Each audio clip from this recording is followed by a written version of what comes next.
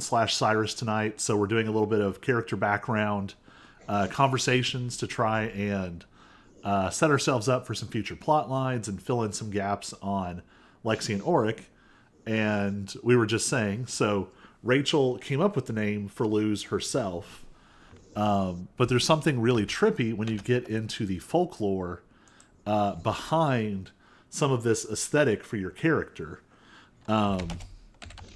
The character who this phrase "Rogue-Lite" originates with, Cuchulainn. whose name I'm gonna butcher, Cuchulainn. Ironically, it's always Twitch making a terrible sound when I open Twitch.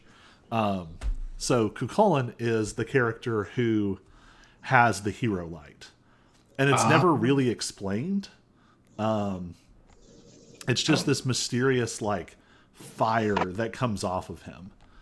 And so I decided early on that this was going to be our explanation for how human heroes that aren't magic users can keep up with elves and fairies and dragons and whatever.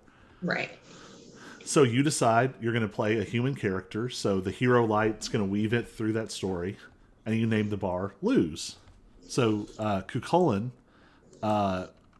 who is this originator for the Rogue-Lite, is either the son of or a further incarnation of a god of light named Lu.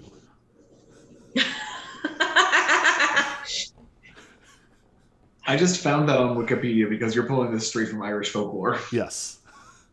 That is too funny. Because literally the reason I named it Luz is because Lexi's kind of a She-Hulk because she was a barbarian. So I named it Luz after Lou Ferrigno. Lexi, because it's Lexi Ferrigno. Yeah. That's just so weird. It's just too funny. I just did it as a funny joke of Lexi's barbarian background, and lo and behold.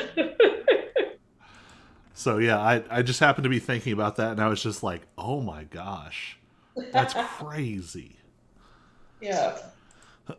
Yeah, all of the lore is like spins on classic, mostly Celtic myth.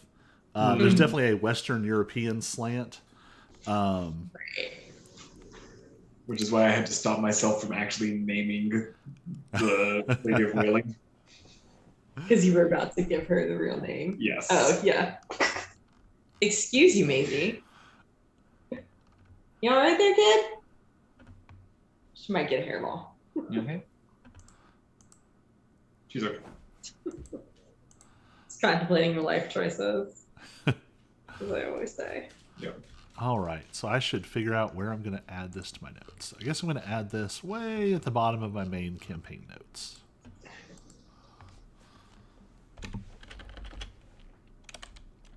Okay. So we're looking at Auric's Silver Dragon family. Dragonborn. And Lexi's history.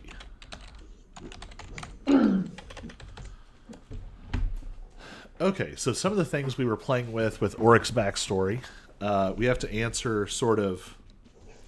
So we know that Auric has a patron, and the patron is Lord Lambton. Yes. Who is not so lovingly referred to in my head as Lamb Chop. Who is Lamb Chop? Lord Lambton, the patron that I despise. I like that, Lamb Chop. All right. I was looking for like tab bookmarks, the sticky ones. It is a little unusual for an unseelie fae to be sort of in charge of metallic dragonborn. We have said that's a little bit sort of loosey-goosey in this world. Right. I did arbitrarily decide that Yuan Ti are Seelie for no apparent reason. My wife's calling. One moment. Okay.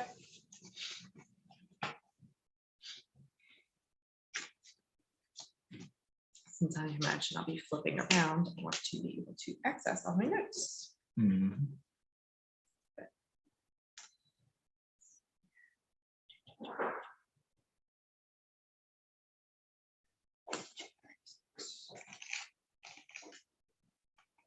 Somebody's shooting off fireworks right now. David, What? Dia de los Muertos. Oh, that's true. It is Dia de los Muertos. Good point.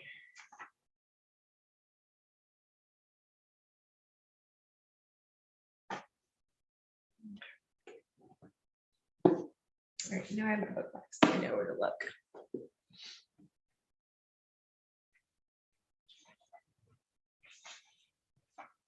Okay, hold on just 1 second. Okay. All right, so a lot of the stuff I want to look at is here.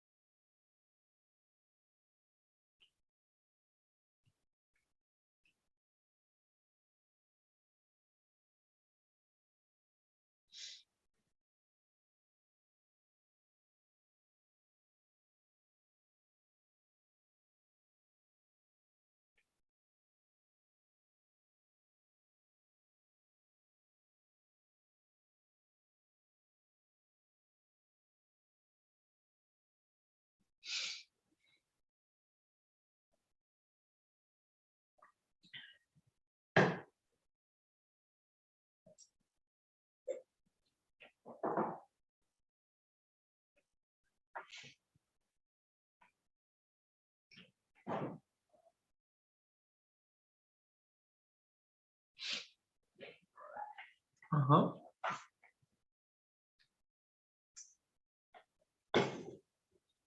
What's up? Yeah. You know, this time next week, it's only going to be 7 o'clock. Oh no. That's gonna be a struggle. You're going to have to wait so long to get your treats. Yeah. We should probably start getting your treats later so that you grow accustomed to it. She's gonna throw a fit. Mhm.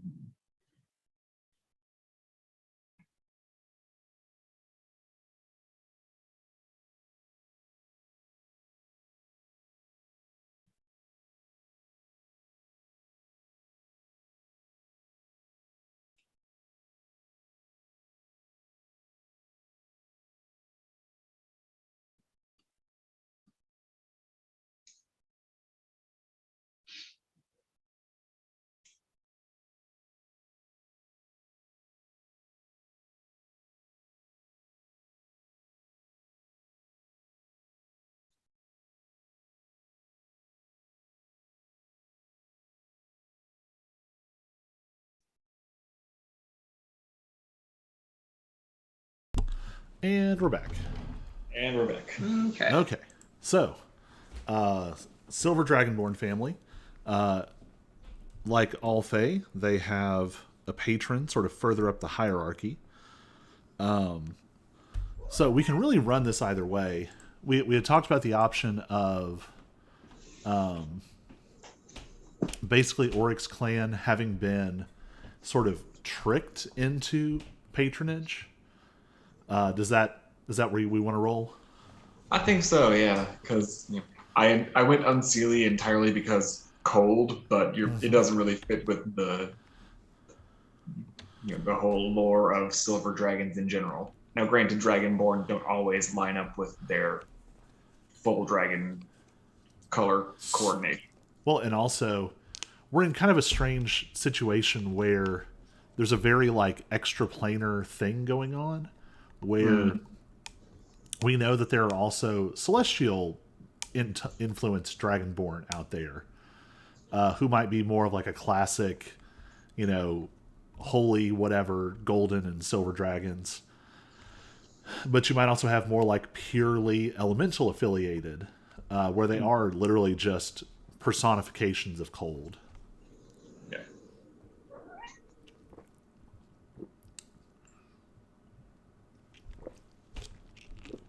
So do I say that silvers were?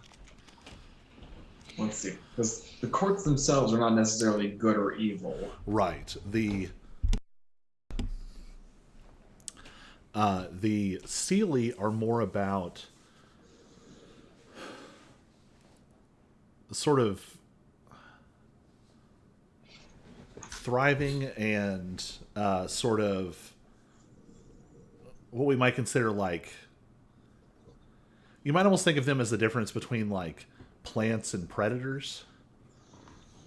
The Seelie grow from joy and sunlight and kind of natural production, whereas the Unseelie embody more of competition and consumption and screwing someone else to get ahead, basically. Right. So, do you want to name your clan? Are they the Darlantan clan? I think they are the Darlantan clan, yeah. So they were honorable, but not necessarily super. I mean, not stupid, but maybe not wary of the A typical little more Fae. naive than you would expect. Yeah. And their honorable nature allows them to be manipulated, which means Lambton probably keeps most of them on a short leash. Well, and I think also over generations, you might start to get. This was something that sometimes popped up in. It was actually in. I think it came up in Star Wars, but it was definitely in Discworld books. The golems in the Discworld books, they eventually sort of. The initial story is that they're super literal and will only do exactly what you tell them. And then over time, it sort of unpacks to, no, they're smarter than that, but they'll be intentionally stupid if you treat them badly. And I think maybe the Darlantans have grown in that a little bit over time. Little ways of not violating their honor and breaking their pact, but finding subtle ways to mess with Lambton within his own negative perception of them. Right. They got kind of tricked into the pact because he abused their code of honor.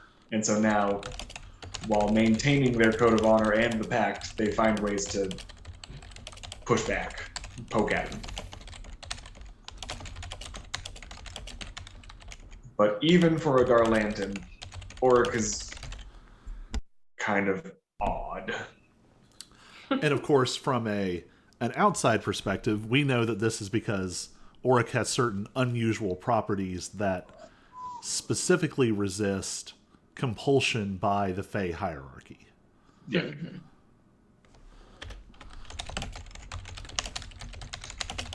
Which may be related to this note I have in my notes. Is Tamara my mama?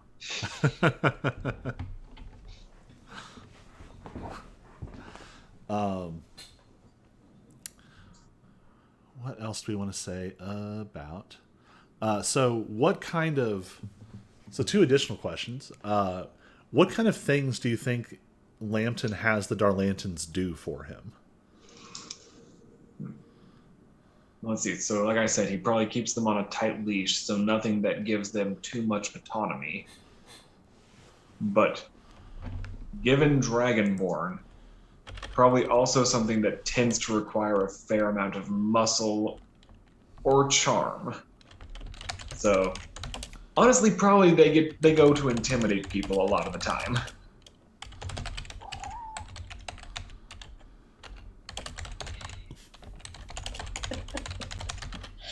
I could see them even being like, some of them are like the honor guard, Mm-hmm. but only the most impressive. Not even the ones that are the highest up within the Darlantan family hierarchy, just the ones that look the best. Mm-hmm. Which is why Auric never got that job. Way too skinny. Poor Orig. He's pre-serum Steve Rogers. Yes. Pre-serum Steve Rogers. All the heart, but no body. So I think for grins and giggles, let's go ahead and give Auric a relative who is a member of the honor guard, Yes. but someone who is actually, let's give him more than one. Let's have someone who is a true believer in Lambton, and someone who is like not necessarily actively trying to screw him, but hasn't drunk the Kool-Aid. So what would you like to name these two? Let's see. So the one who hasn't drunk the Kool-Aid is Argent. True soul of a silver dragon. And let's see. It doesn't translate. Try idiot. Yes. The one who is the Kool-Aid drinker is Stultus. Stultus. Which is Latin for idiot. There we go. Stultus. Because stooge does not translate. All right. So what about Auric's parents? Also, did we decide where little dragonborns come from? We were debating this earlier. We talked about it. We hadn't decided. I think we had decided that like there's definitely not a strong atomic family connection. The whole clan is your family. So as far as where little dragonborns come from, that's a conversation that we can have. But I think that Auric was probably raised by basically all the dragonborn of the parent generation. The village situation. So it's sort of a clan centric model. So like all the people your age are cousin. All of the people under your age are little cousin. All the people your parents' age are, besides your parents, aunt and uncle. And then everyone above that is like grandfather, grandmother. Yes. And depending on where we decide little dragonborn come from, there may not be mom and dad. It may all be aunt and uncle. Yeah. They just hatch. Yeah. Somebody just randomly lays the egg in the like family nest, and they take turns sitting on it. So, well, and we've talked before about this idea that like, and for the humanoid fae, it could be different, but at least the weakest fae are just sort of projections of nature. Right. They just sort of spiral up out of nature itself. So the reproductive, patterns could be a little weird even for Dragonborn. Yes. I think let's go ahead and say that. That's, just by some weird twist for a more intelligent fae like Silver Dragonborn at this level, for the Silver Dragonborn at least, no one really knows how they just kind of happen. I'm gonna go beat my dog and grab my chicken Alfredo. 1 second.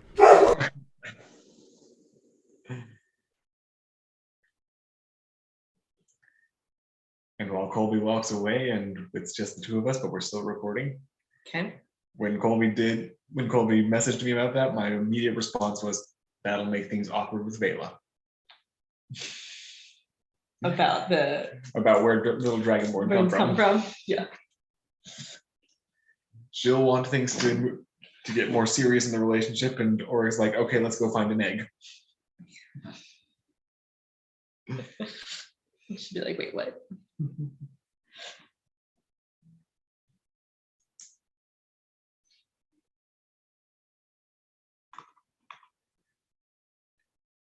So for future Colby watching this back, Stultus is definitely a boy.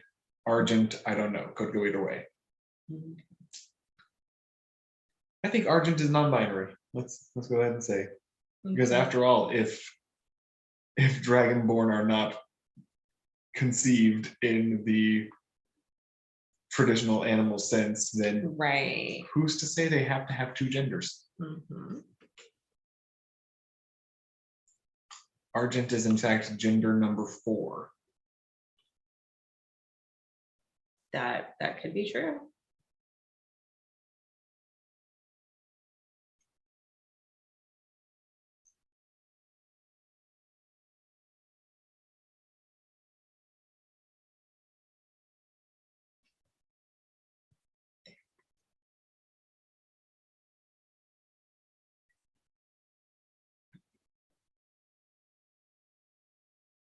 Anonymous Oh, is that what I am? Anonymous dolphin? dolphin. I guess so. What am I then?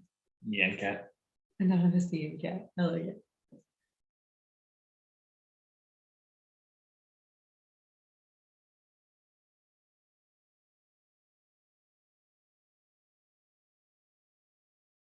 I want to bookmark this.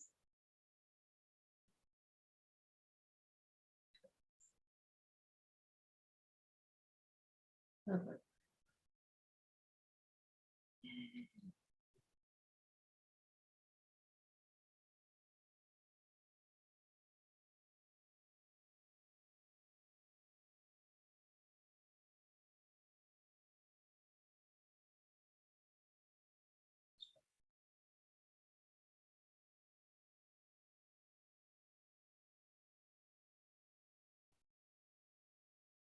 Girl.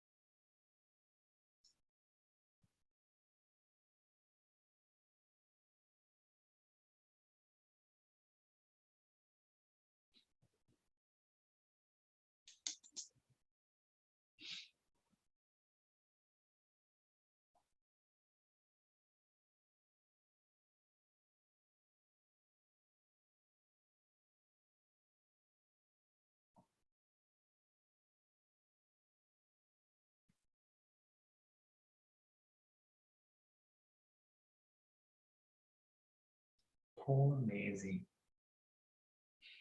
And it's only going to get worse next week when we fall back. I know. What are you gonna do? You're going to have dinner. You're going to have breakfast late. You're going to have dinner late. You're going to have treats late. It's gonna be the worst. It's going to be the worst thing ever. And you'll still get out of bed at the same time, which means you'll be jumping off with me at 5 in the morning. Yeah.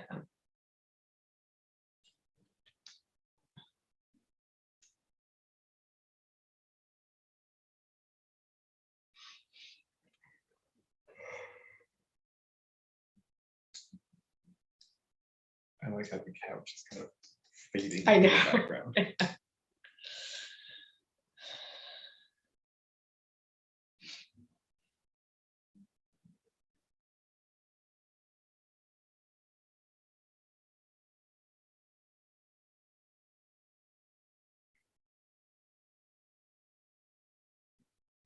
I guess also while Colby is gone, I would love to run this free one-shot adventure that D&D Beyond put out sometime. I just gotta figure out when and how. Like maybe I'll do it as a part of the Love Thy Nerd Arcade Day. Just have to be very upfront. This is not your typical D&D game because everybody is playing as a familiar. Right. Oh my goodness. Nobody is a character. Everybody's a familiar. You get to decide what kind of familiar you want to be. Do you want to be a rat? Do you want to be a cat? Do you want to be a flying monkey? Okay. Do you want to be a piranha? Which in the rulebooks is called a quipper for some reason. Okay. That was the last trip. So as I was looking through the redacted Google Doc, I think I want to say that most Dragonborn are actually wild fae. And probably there are even still silver Dragonborn in the wild fae. And even though the Darlantans aren't exactly a well-known clan, Lanton considers this like one of the highlights of his career so far, that he seduced an entire clan out of the wild fae into Unseelie. Which I think would be something that the nobles kind of do back and forth to each other. Yeah. Also, something I'm fixing up. I was going to have 4 Fey Dragon Lords, and I realized I actually wrote Lambton as one of 7 Dragon Lords. So, for those keeping score at home, the 7 Fey Dragon Lords are Mortiford, a green dragon who in a wild Fey, the Laidley Worm, who was actually a human who was cursed to become a dragon and is now a wild Fey, the Hedrig Or, who is a Seelie dragon and a gold dragon, the Lindworm, who is also Seelie, Yeah. also called the Slumberer Beneath the Hill, and is more of a serpentine dragon fae, and is Lord of the Yuan Ti, making them summer fae, because YOLO. also among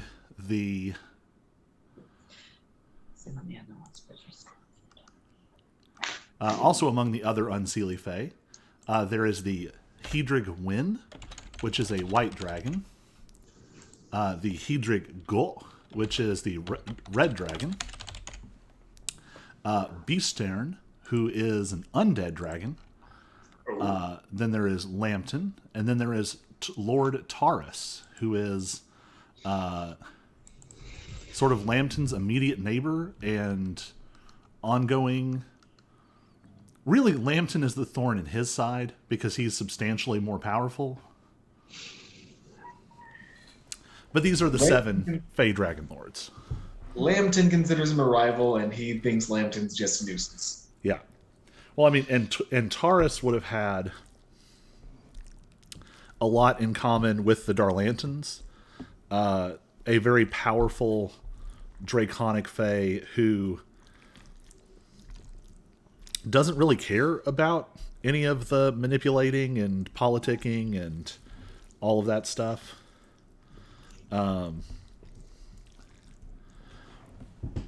But they are metaphysical neighbors to Taurus's endless dismay. So there's my end game. Transfer the Darlantans to Taurus. Mm-hmm. Also Unseelie, though. Also Unseelie. Yeah, he's not necessarily nice. He just has no respect for Lambton. Because Lambton is... There might even be other Fey dragons that are more powerful than Lambton, but who aren't in sort of the rankings because Lambton is a better manipulator. Like in a straight fight, there's maybe a dozen Fey dragons that could take out Lambton. But Lambton is never going to get into a straight fight. Right. If Lambton's gotten into a straight fight, he's already lost. Yeah.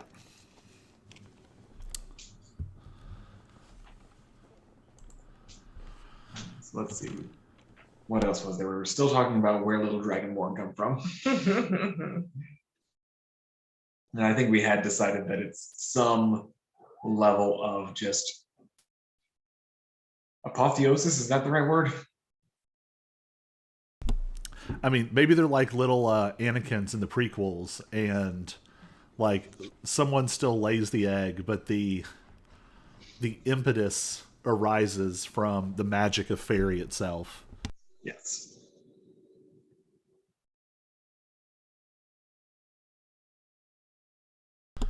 So something else to nail down.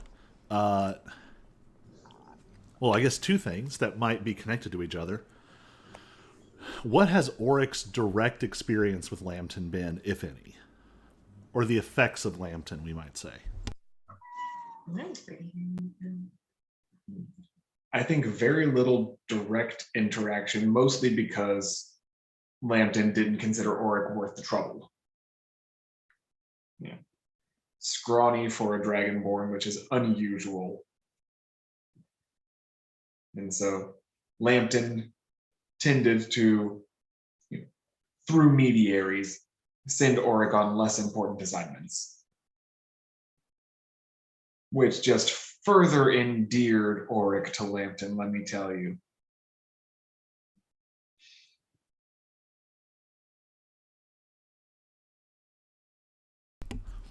So, ultimately, we've danced around it before.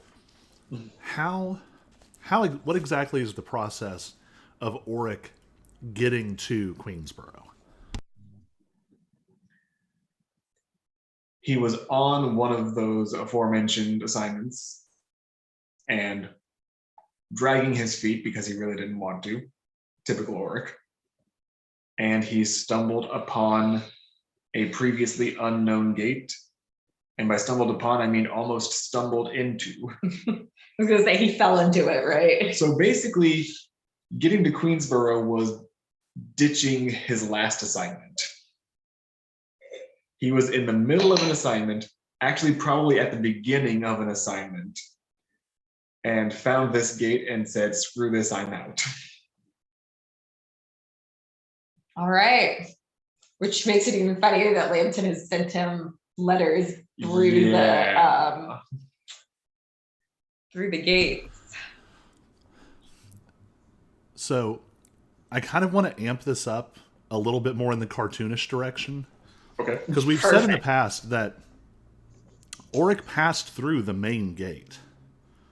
Yes, we did, didn't we? But I think that it would be in keeping with his character that, like, maybe Oryx just sort of like Mr. Magoo'd his way through the gate.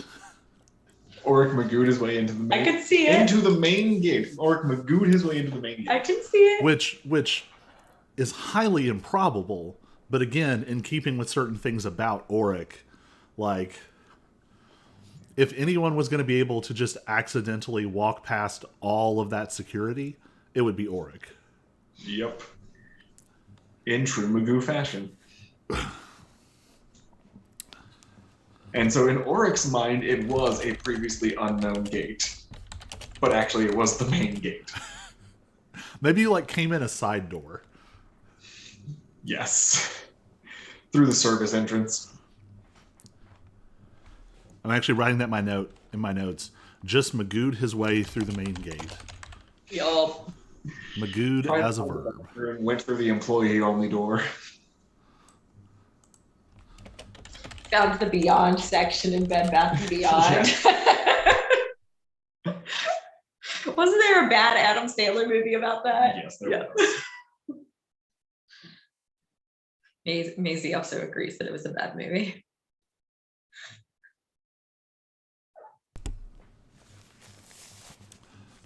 Okay, so he magoos his way through.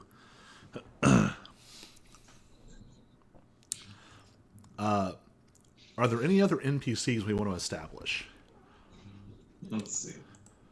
We got the two retainers slash bodyguards slash whatever, Lambton, Stultus, and Argent. And are they the same generation as him? Yeah, I think they'd be the same generation. So Cousin Argent and Cousin Stultus.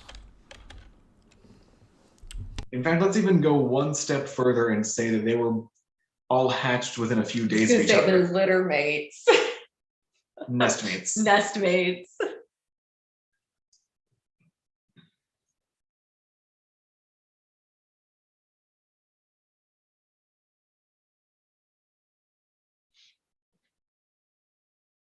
And there may be a mentor in the generation up.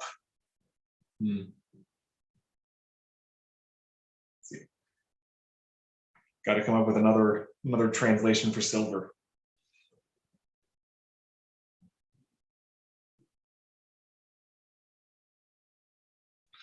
Well, that's no fun.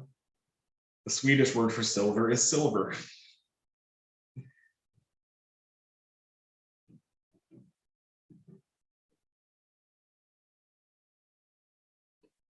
Let's see. It'd be funny if it said silver, but say it in a funny way. Yeah. And of course, French is just going to be Latin, but said a funny way. Yep. Can't I find a good language to translate the word silver into? I think on the Forgotten Realms wiki, there is a whole Draconic language page. Ooh, there you go. There we go. Since you pull so much from Celtic mythology, I'm not sure how you pronounce it. The button's not there. Airgead. Let me make sure it's not already something else. That is Okay. Irish Gaelic. It doesn't seem to be something I have used for something else, so.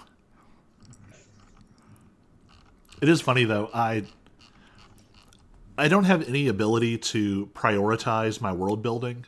And so, like, there is a massive Fey pantheon of figures you all have never encountered. And I have no idea when you'd ever run into them. Never encountered and maybe never will. So would this be one generation up or two? Just to make things really weird, let's say a generation and a half. This was someone who ended up landing between generations. So great uncle? Yeah, there we go. And it was ARG? Airgead. Ergid? Airgead, sure. And if there's any bots watching from Ireland or Scotland, they might be able to correct it. And so maybe life mentor, but also maybe magic mentor? Yeah.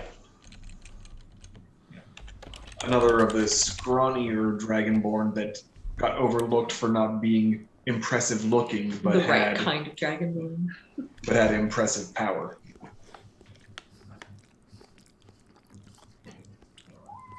Yeah, I'm not doing what you want me to do. I'm sorry. I mean, you can go, but I'm not going that way. Maisie really wants it to be treat time. But treat time. I'm kind of surprised Russell hasn't complained yet. He usually gets fed at 8. Next week is going to be so much fun for them because the clocks will have just changed. Yeah, it was bad enough when we changed time zones. Okay, what else? Any other NPCs? I think the only other thing that I thought of while you were going and getting your food was Mort the Moat. R.I.P. Yeah. There are just, a cloud of these tiny, barely sentient fae that just kind of showed up in the region that the Darlantans settled in. So I guess let's say like several pixies just kind of emerged among the eggs and were like, "Hey, you want to hang out?"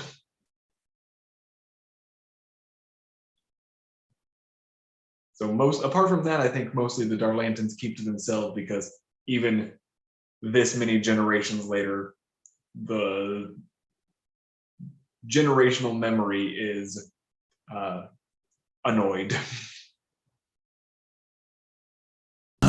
Surly. I think we can meet the two together because the only thing we established about Mort was that you had borrowed his rake. Yep. So maybe they're pixies and like household spirits. No. No. Yeah.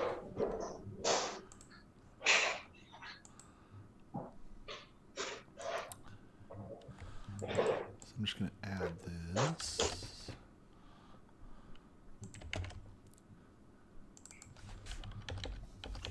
We pouting. Of course we're pouting. We pouting.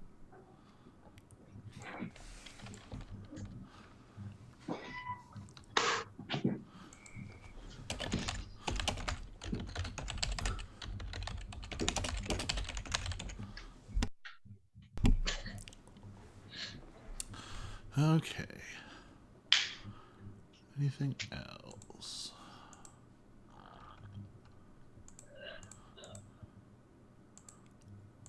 We'll keep thinking about it and come back.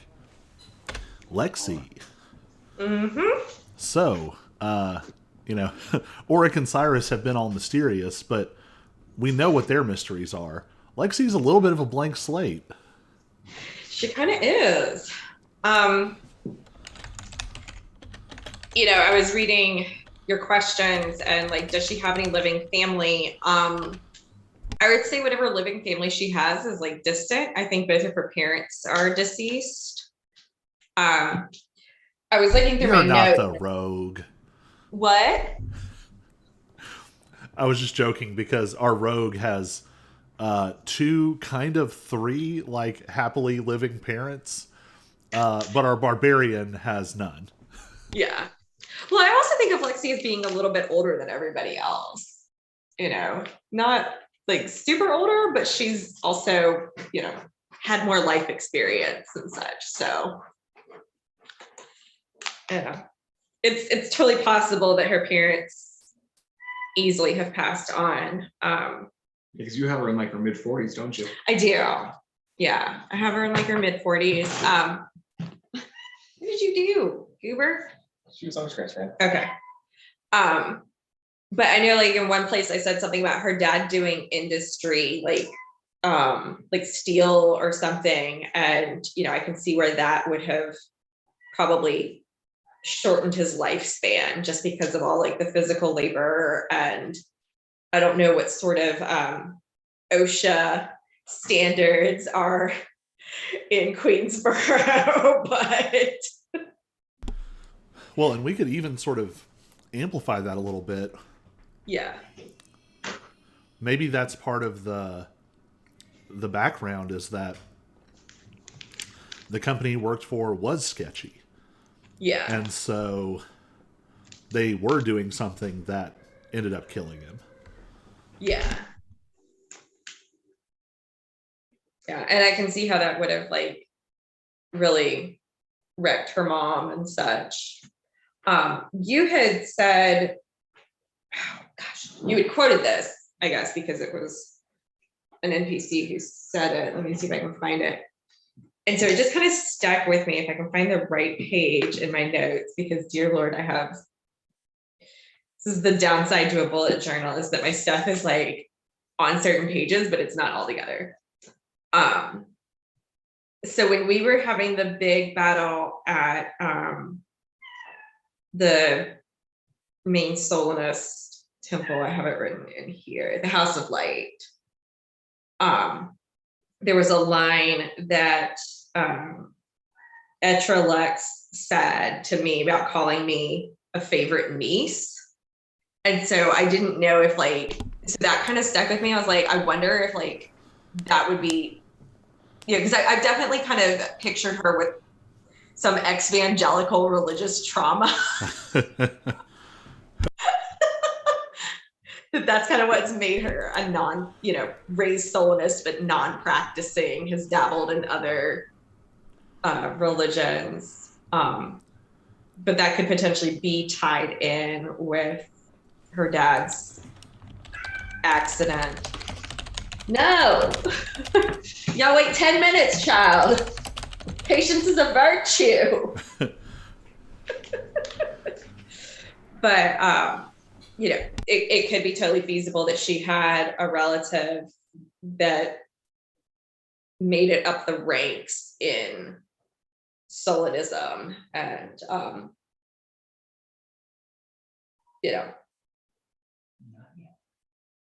maybe like a grandfather or something. I could see that, where it's somebody who's died of old age, and that then explains how she was raised in it. So maybe that would be her maternal grandfather.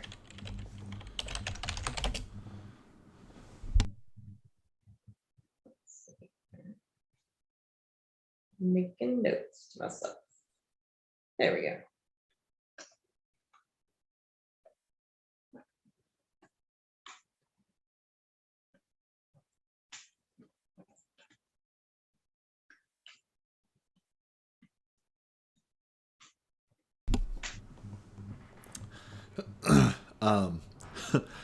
Also, the subtext on that quote, kind of from where it's situated, it's a little ambiguous. That wasn't necessarily Ertralux speaking on his own behalf. Okay.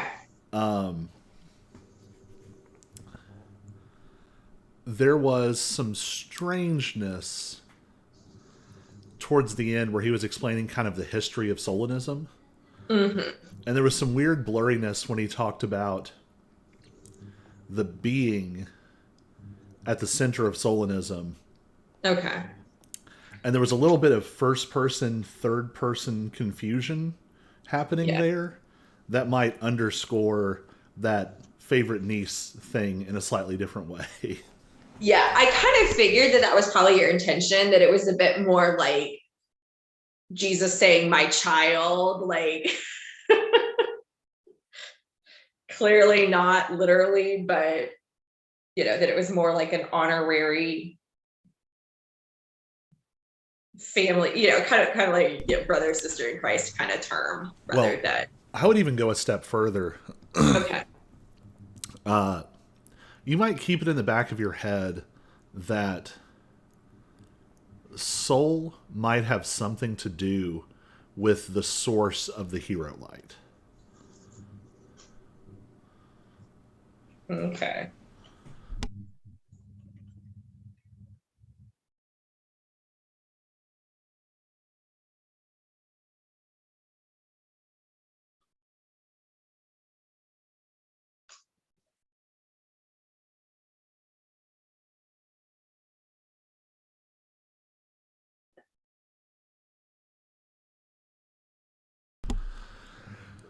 All right. So we have this piece about Lexi being a veteran. Yes. We can fill in sort of the geography and the geopolitics later, but just sort of what was the general experience like?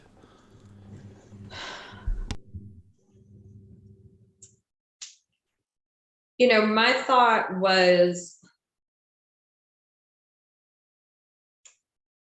it was probably something that taught her a lot of order, where there'd been chaos in her life. I'm picturing, like going back to her dad's death, that probably happened when she was like a teenager or something. And so she definitely needed the structure that being in the military provided, because she hadn't had that. I don't think that she necessarily saw like hardcore combat, like a really tough, terrible war.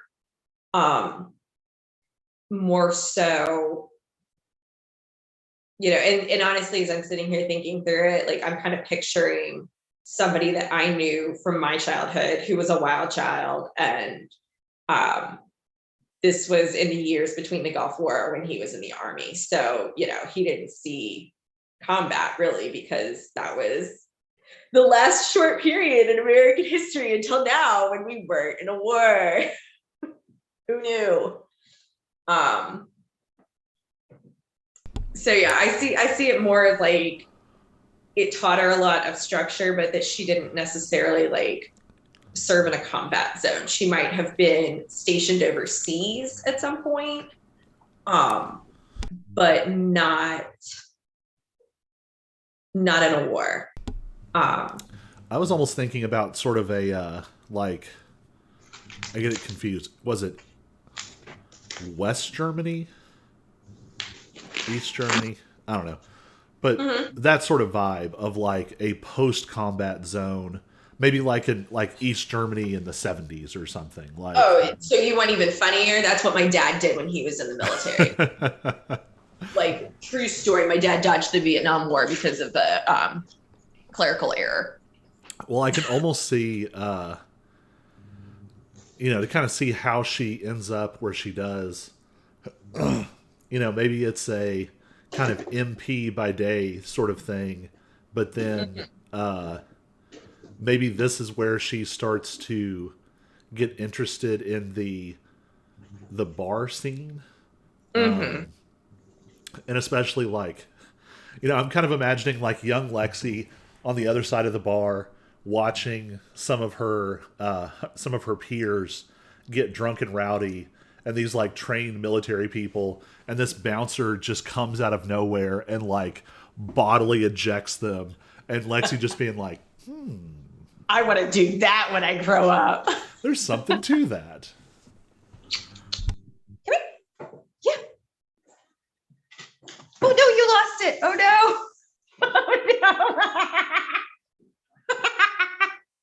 Oh Lord. Sorry.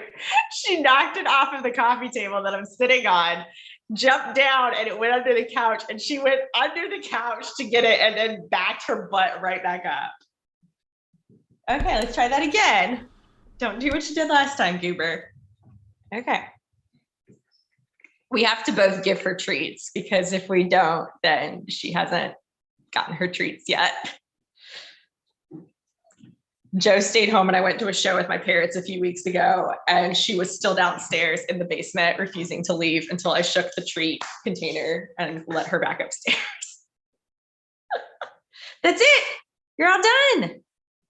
Yeah, you got the one you missed. Good job. Uh-oh. Daddy left the box out.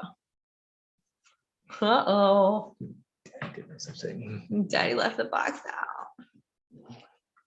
Mom was busy talking. Our dog will go nuts if you throw a tweet. Sorry, I've got Twitter open on the other page. If you throw a treat, Yeah. like he'll try and go for it, and he'll try and grab it so forcefully that he'll like nose it out of the air and under something.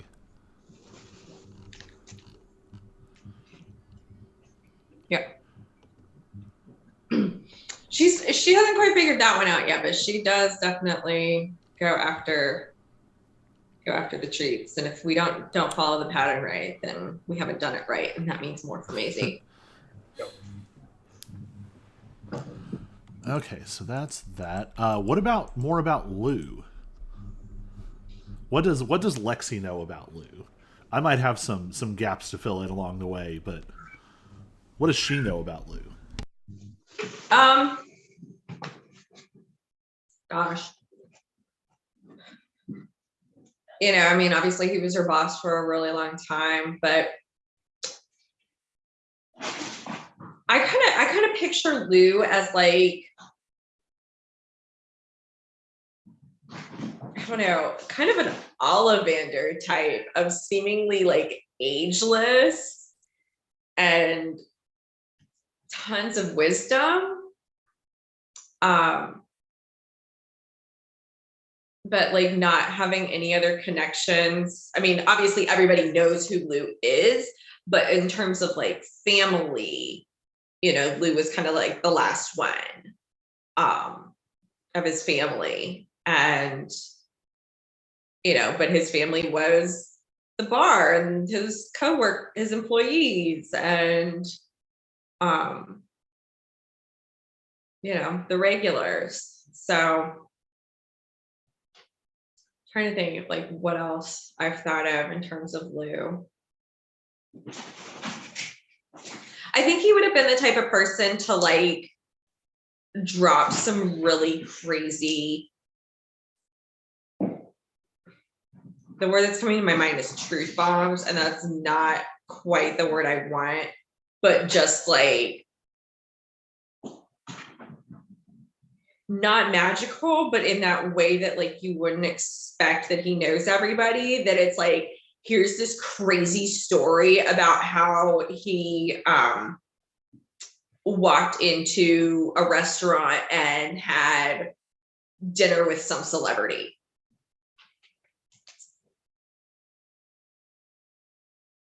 He's just this ordinary person who's lived this crazy, extraordinary life, and half the stories about him, you're not sure if they're true or not, but then he'll like just drop some nugget that, it's like there's the rumor mill going around of Lou's done this, Lou's done that, and then there's Lou dropping some like, oh yeah, when the queen was here, and you're just kind of like, wait, what? So I wrote big fish, but more genuine. Yeah. That would be a good way to put it.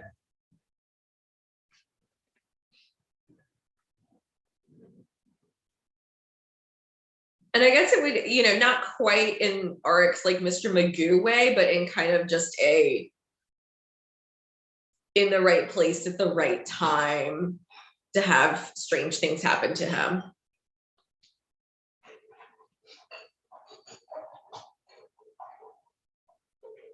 And I think the bar was called Lou's before he got it.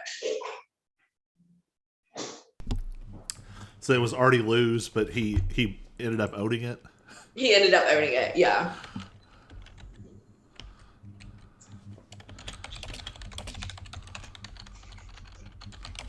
And so everybody now straight up thinks that it's Lou's because of him, but it's not. It was already Lou's, but he owned it for like a really long period of time, and so that meant that, that meant everybody else kind of forgot that it had been Lou's before he inherited or came into ownership. And then I just got the thought that what if somehow the bar, given that the bar has like its own kind of personality and sentience, that what if like that allowed Lou to live a really long time or something?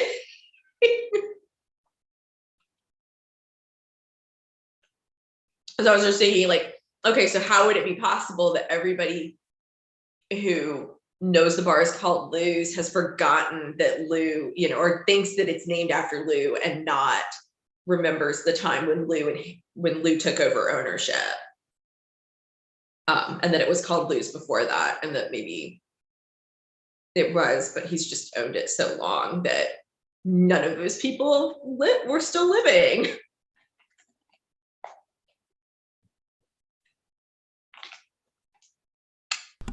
So let's see what else.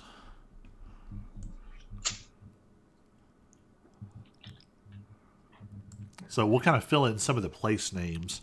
I do have a couple of other countries listed, but I have literally nothing about them. Okay. I just have the names Morden, Kala, and Tress. Mm-hmm. Yeah, I did see that. I'm really concerned I might have left like major spoilers in even in the redacted version. I don't think I have, but it's worrying. Yeah. Oh man. I've got to add all of your all's new items to my list of items. Mm-hmm. What else? Oh, so obviously Lexi wants to stop Luz from being taken by Cawthorn Allen Taryn Smith. But what are some of her other like big life goals? Huh. Yeah.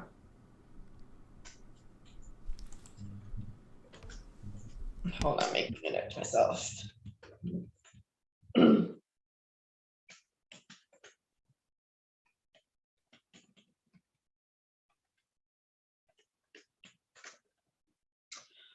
Um, Gosh. See, I feel like Lexi is somebody that has just kind of floated along life, floated through her life, and she hasn't really, she's kind of moved where the wind takes her. So, and I don't know if maybe some of that is a response to how her family fell apart when she was younger. And so she just kind of gave up, with that like loss of innocence, a general loss of like her goals and stuff kind of happened, that she was just like, okay, screw it. I'm just going to go where the wind blows me. So did she maybe have a goal before that? Yeah, that's what I'm trying to think. Like, I'm sure she probably did, that maybe,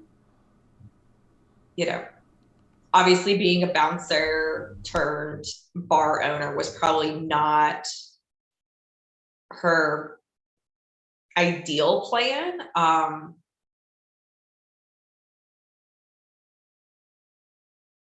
think maybe she wanted to do, I don't know, being a scholar is kind of what first comes to mind. I don't know necessarily that, but something that would have had more, not purpose, but have allowed her to see the world more.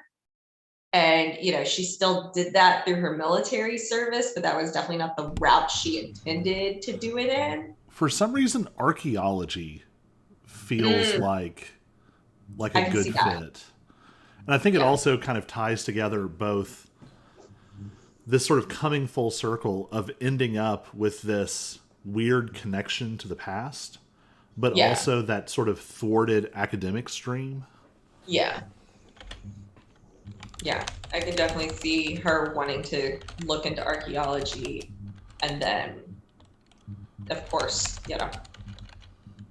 not being able to go to college the way she wanted to.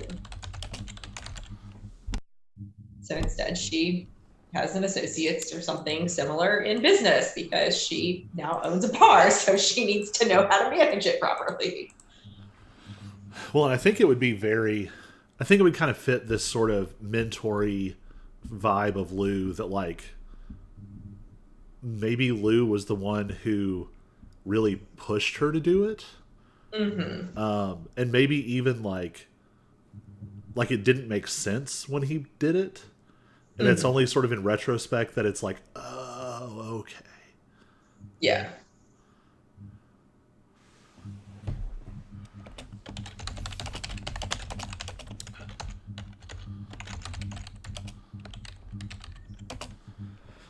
What else? I'm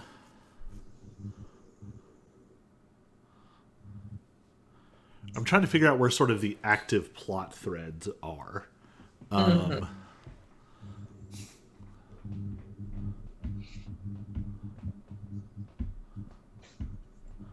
Maybe something about, like, does Lexi want to know?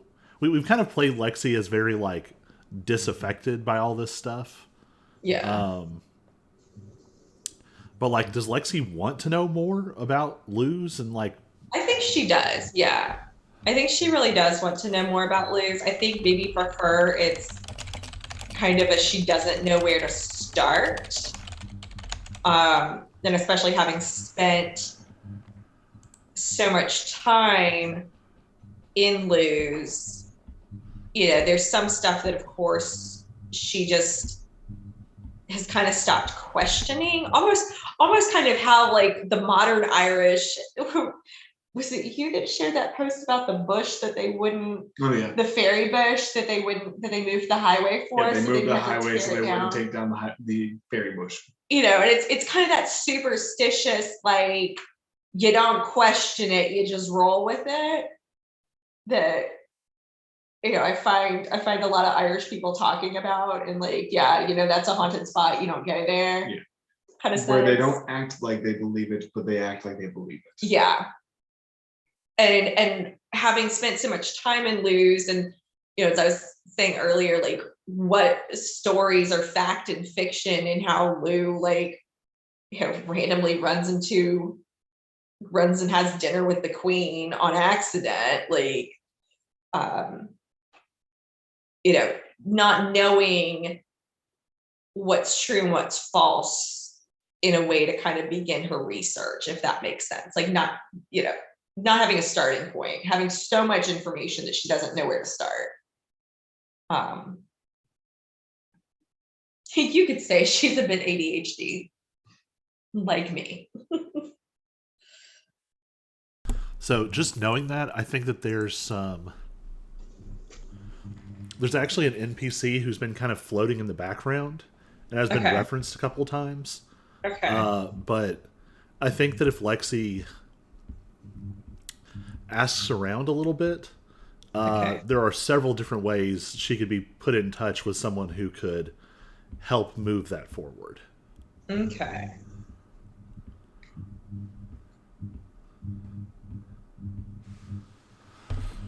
Oh, so what else?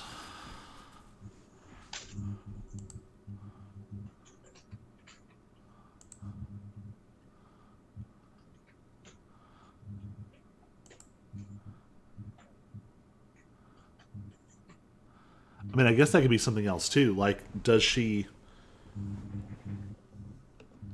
have, like, any lingering whatever about what happened with her father?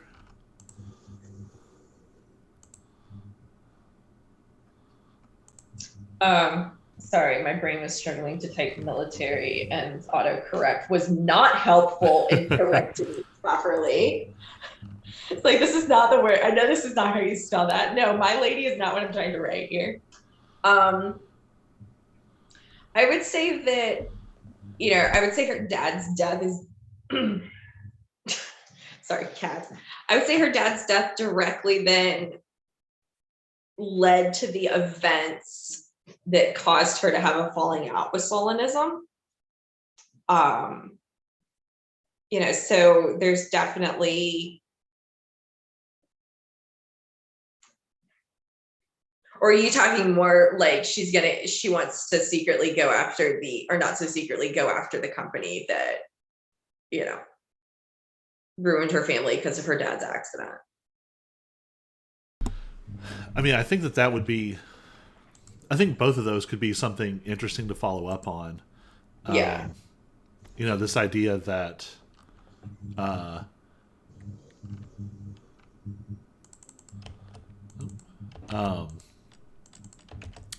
there is this potentially this company still out there that was somehow involved in this. Mm-hmm. and got away without having to pay damages or paid Mhm. a pittance in terms of what you know some sort of sleazy deal where we can give you we can give you what feels like a big amount up front, and that's all you get. Like, you get $10,000 up front for his death, or you can get a longer amount, like a pension for life. And her mom kind of took the upfront money, and then you know obviously that didn't last very long. So can kind of see something like that happening, and that being something that she wants to avenge, I guess, get justice for, right the wrong of. Well, and I think what could maybe have amplified that would be um, if how this kind of goes. Like, maybe that was the settlement they got. Uh, Russell is barking at Chelsea because he wants her food. But yeah, but that maybe that was the only settlement they could get when there weren't any details.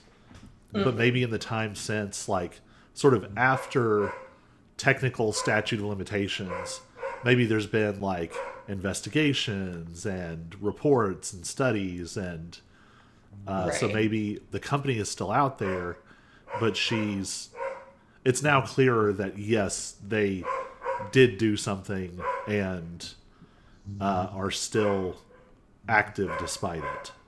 Right. Yeah. I might have to go separate my mammals. I'm gonna do that real quick. 1 second.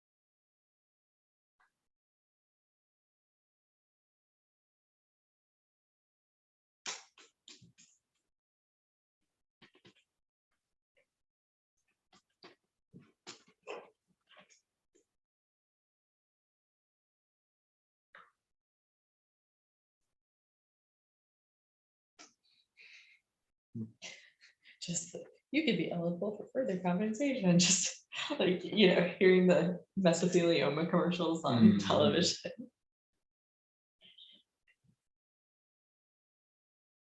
Yep.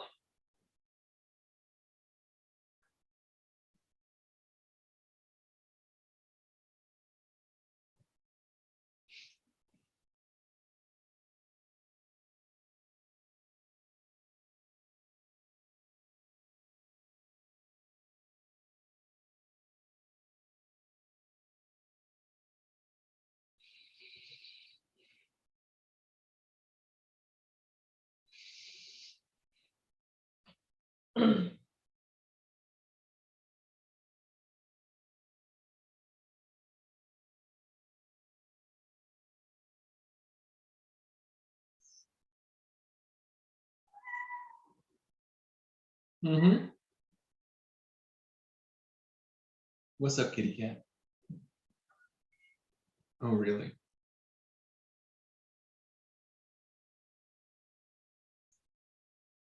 We need to trim your nails. Yeah, we do.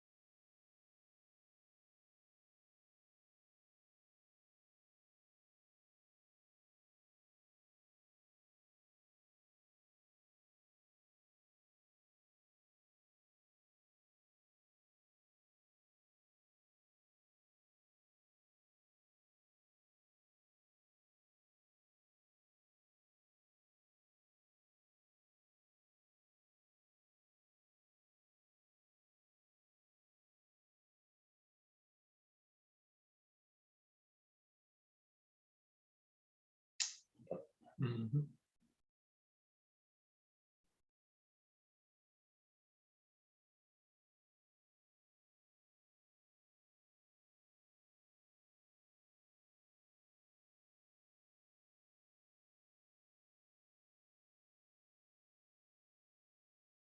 So I guess you'll probably be voting Iron Market tomorrow. At some point, yeah. I haven't decided if I'll do it, yeah.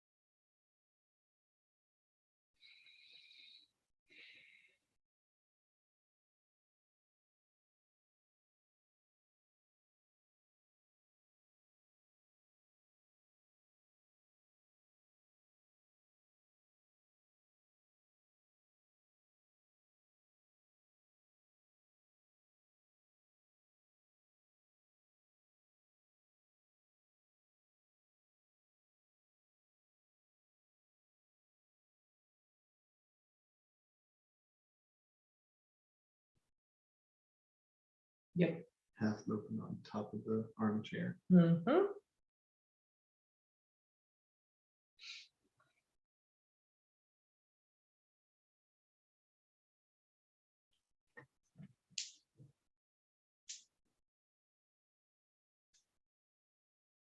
Well then, That is a new setup.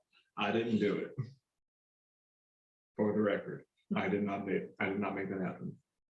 That could definitely be lose, Could be. something like it.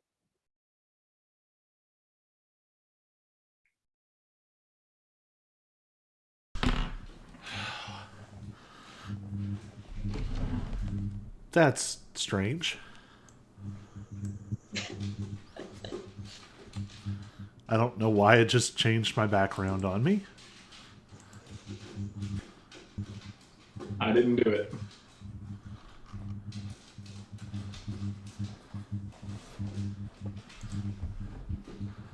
I don't even know why it does this because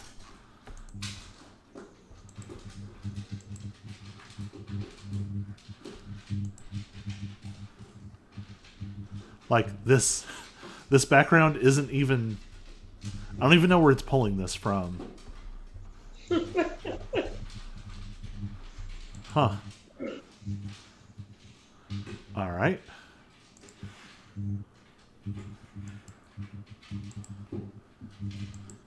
Well, I guess I'll keep that for now.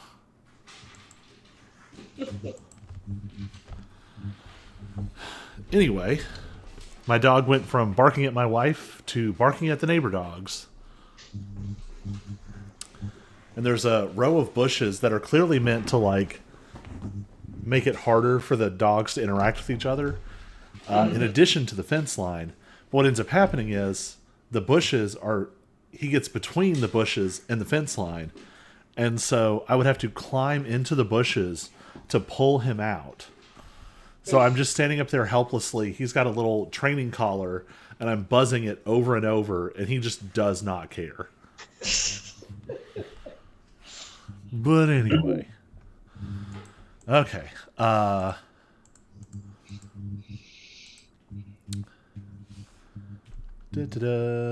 Anything else that you all want to follow up on? Anything else you want to develop with your characters? Just in general, it doesn't have to be backstory related.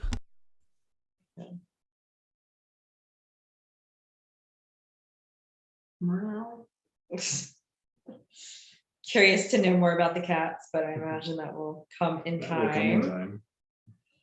We have so many threads to pull on. Yes, we do.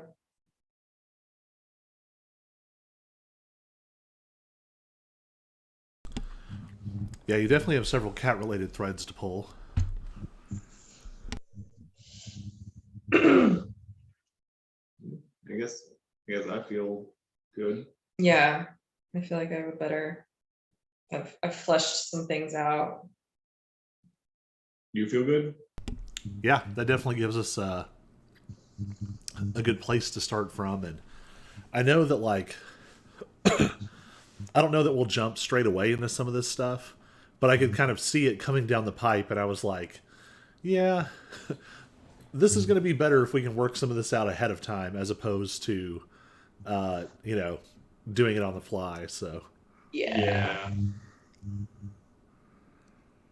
all right. Well, I think I'm going to go walk and actually rewatch last week's session because I didn't get to do it before tonight. So we will plan on next Monday. Let me double check.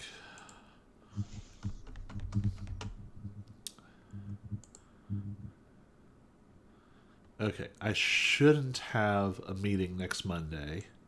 I hope. Fingers crossed. We're good too. Yep. The men's group is meeting, but that should be done well before we start. Yes. Cool. All right. Well, in that case, I will kick off our. Oh.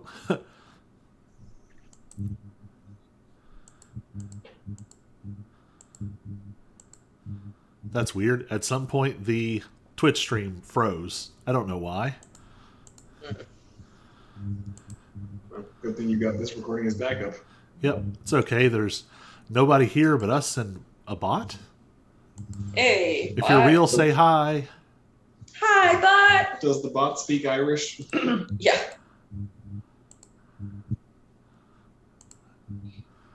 And let's see.